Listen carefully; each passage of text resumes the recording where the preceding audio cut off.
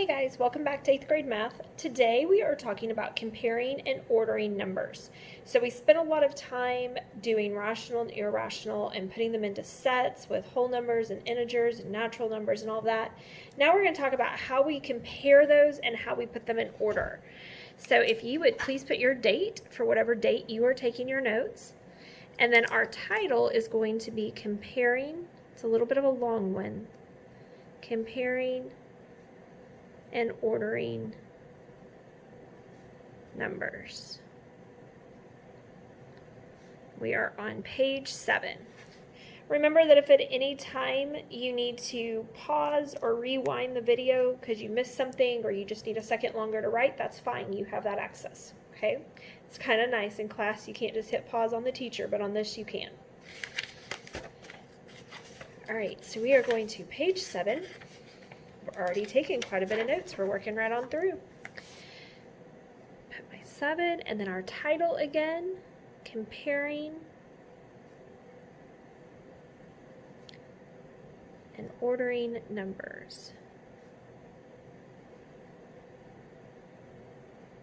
All right, so one of the first things we're going to kind of talk about is some of the definitions involved in that. What does it mean when we say compare or order numbers? So when we're talking about comparing numbers,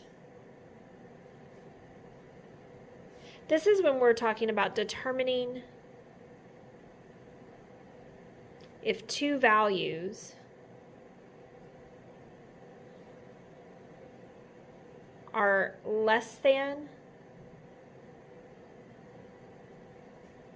remember that's the one that kind of looks like a squished L, okay? So like if you're making your less than symbol, if you squish your L, your sign language L, it kind of looks like the L. That's how I remember it, okay? So less than kind of looks like the squished up L, or greater than each other, okay? So you can also remember that, it's the crocodile mouth wants to eat the bigger number. All right, so we're going to look at a couple of examples very quickly. This is a review, but just want to make sure that you know the terminology and the way that we're expecting it to be used. So, for example, 2, if I wanted to compare that to the square root of 8, well, those are in two different formats, and that makes that a little bit more challenging. So I'm going to get out my handy-dandy calculator and calculate that. Okay, so I'm going to use my calculator to help me out. Obviously, I know the value of 2. It's 2. But for the square root of 8, second square root, 8, and I get 2.82. Sorry, my battery is dying on this, but you get 2.8284. Okay, so I'm just going to round that to 2.8. I obviously don't need a very exact answer right here. So if I know that this is 2.8, then I know that 2 is less than the square root of 8. Okay, so 2 is less than the square root of 8 because using my calculator I was able to determine that the square root of 8 is 2.8. Okay, so let's do another comparison. So if I had negative 1 and 5/10 compared to negative 5 halves. Okay, so the negative 1 and 5/10 I'm pretty familiar with, but negative 5 halves maybe I'm not as sure about. So I can go to my fraction. So remember that that is your alpha y equals, and then you just choose the n over d. So I'm going to type in negative. Always be careful, make sure you use negative and not minus. They are two different things. So negative 5, and you also want to make sure that you only put the negative in one location, not both, the numerator and the denominator, because that will actually cancel each other out. So negative 2.5. Now, as you're looking at this one, you may think, I can't quite remember. When you're talking about a number line, this gets a little different, right? So if my number line is at 0, remember that the further away from 0 I get, the more negative my number is or the smaller it is. Okay, so if I'm looking at my number line, negative 1.5 would be about right here. Negative 2.5 would be right here. Okay, the further away from 0 I get, the smaller I am, so negative 1.5 is larger. Okay, so that's a greater than. The next thing that we're going to talk about is ordering.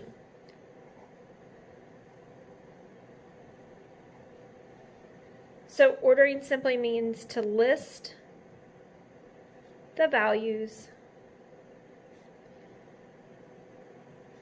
from greatest to least,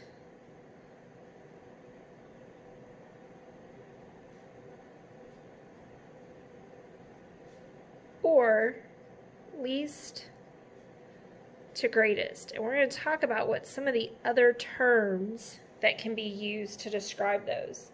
So if we're talking about greatest to least, we may be talking about words like descending. Okay, like if you descend the stairs, you're going down the stairs from the tallest stair to the bottom stair. We could be talking about decrease. Could also look like maximum to minimum.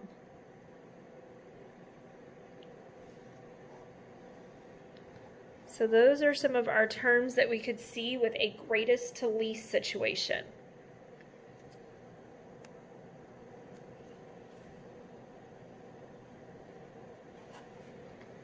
And then on least to greatest, same kind of thing, except for descending, it would be ascending. Or an increase. Or obviously the opposite, minimum to maximum.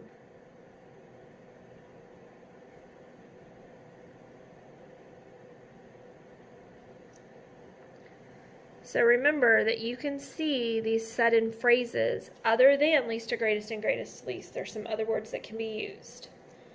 And there are more than just these, but these are kind of the common ones. Okay, so let's look at some examples and talk about how we would actually work through these. So one of the things that I'm going to tell you that when we do examples on this, you want to always change all the numbers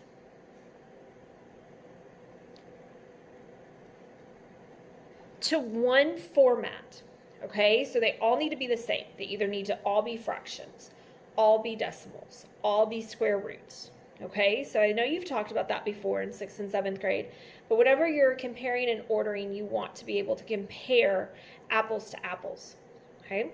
So to me, the simplest one is to change them all to decimals. That's the easiest one to put in order, because if you're going to change them all to fractions, now you need a common denominator, so you've added a complicated step. If you're going to change them all to square roots, sometimes those get kind of crazy, and some numbers don't go into square roots very nicely, and so it's much easier to just change them all to decimals. Okay, so we are going to change all the numbers to decimals. That way, whenever we're comparing or ordering, we're comparing like types of numbers. Okay, so for my first example, negative 7/8 compared to negative 0.5. Okay, so I have one that's a fraction and one that's a decimal. That means I need to change the fraction. All right, so alpha y equals gets me my fraction, negative 7, and remember we only want to put the negative sign attached to one of the numbers, not both. And I get my decimal. Okay, bring this up for you just a little bit. So you get negative 0.875. I can tell by looking at this number, I don't really need to carry my decimal very far. So negative 0.8 compared to negative 0.5. Remember that the closer to 0 you are, the larger you are. So this would actually be closer to 0 on the number line. So negative 7/8 is less than negative 0 5/10. Okay. So for the next one, we are going to put the values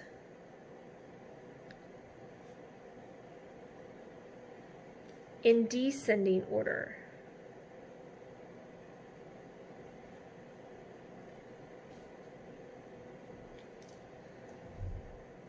Okay, and we talked about that up above, what descending meant, right? So that means that we are going to go greatest to least. All right, and my values are going to be the square root of 121, pi squared, 11 1/10, and the square root of 130. Okay, so we talked about that we needed these all in one format, right? So I want to get them all to decimals. This is where your calculator is really handy and helpful for you. So let me see if I can slide this a little bit. Let me get so you can see both. So the first thing I'm going to do is the square root of 121. All right, so remember we have a square root, so that's a blue key. So second, and then the little x squared, 121. Okay, so the square root of 121 is 11. That's a perfect square. And I'm just going to circle them so that I know which ones I'm using. Now pi's on your calculator. You may not have seen it yet, but it's the little blue one right here above the caret top. Okay, so that means that it's a blue function. So I am going to do second pi, and then I can hit the squared, and sorry, it would help if I hit squared, second pi, and then I'm going to hit the squared button, and it will automatically square it for us. So we get 9.869. I can probably get away with just rounding that to a couple place values. So I'm going to have the 8 and then the 6. The 9 tells me to round that 6 up, so 9.87. So 9.87. This one's already in a decimal for me. That's awesome. So now I just need to do the square root of 130. So again, I'm going to hit enter so that I'm out of that one. Every time, if you don't see this line underneath, that means the next thing you type is going to type right next to where you were. So always make sure you hit enter so you go to the next line.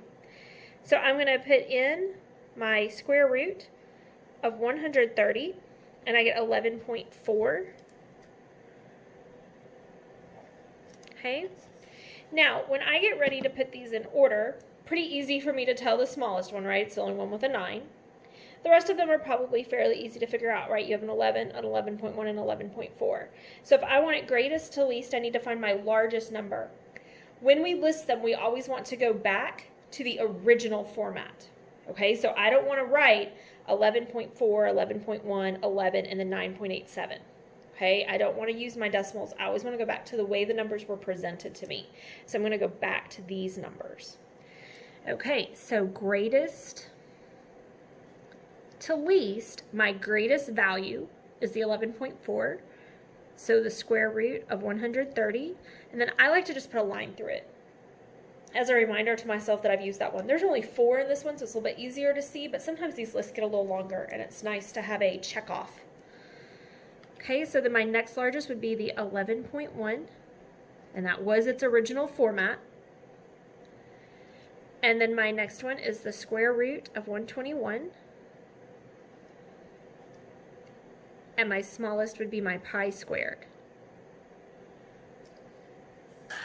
Okay, so that's how we order and compare numbers. You're going to have some questions on the next 2 slides to answer, and hopefully those will be super easy for you. Remember that if you have any questions, please reach out. That's what we're here for, and I'll see you next time.